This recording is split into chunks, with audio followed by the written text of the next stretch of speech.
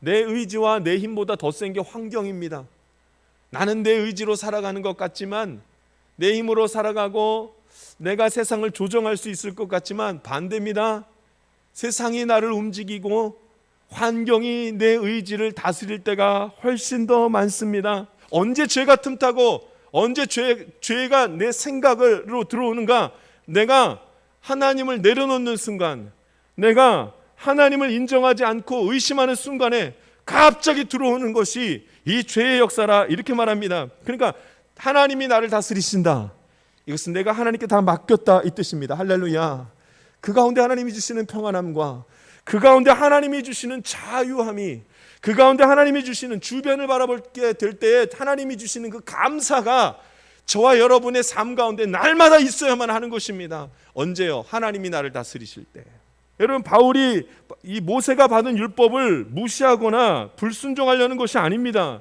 율법보다 뭐가? 믿음이 앞서다는 얘기를 하기 위해서입니다. 하나님의 은혜가 더 큰 거라는 것을 말하기 위함이었습니다.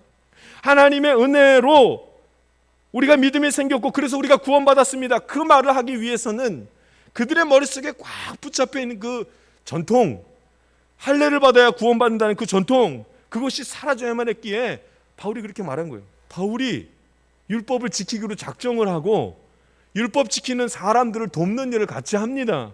왜 그랬을까요? 바울이 유대인들, 기독교인들, 유대인들을 너무나도 사랑했기 때문에, 하나님이 바울에게 그러한 마음을 주셨기 때문에 바울이 율법을 지켜서 하나님 살아계심을 전할 수 있다면 그럼 바울은 이제 지키는 겁니다. 여러분, 이게 잘 보셔야 됩니다. 바울의 마음은 온전히 하나님 복음에 있었고 성령의 역사에만 집중되어져 있었습니다. 그러니까 여러분, 율법에 통제되지 않았습니다. 여러분, 그 율법의 통제를 받은 것이 아니라 바울은 누구의 통제를요?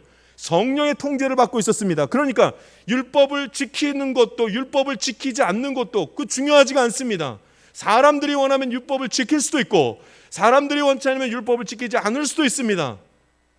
무엇만 관계하지 않으면, 구원의 관계만 없으면 다 할 수 있다는 겁니다.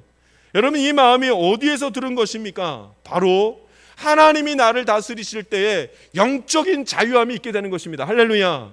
하나님이 다스리는 사람만 나타나는 것이 있습니다. 율법을 떠날 자유도 율법에 속할 자유도 있는 것이, 누구가 그런 자유가 있는가? 하나님이 나를 다스리실 때 율법에 떠날 자유도 있고 율법에 속해 있을 자유도 그가 갖는 것입니다. 할렐루야. 그러니 하나님이 나를 다스리시면 이렇게도 할 수 있고 저렇게도 할 수 있는 자유함이 그 안에 있어야 됩니다.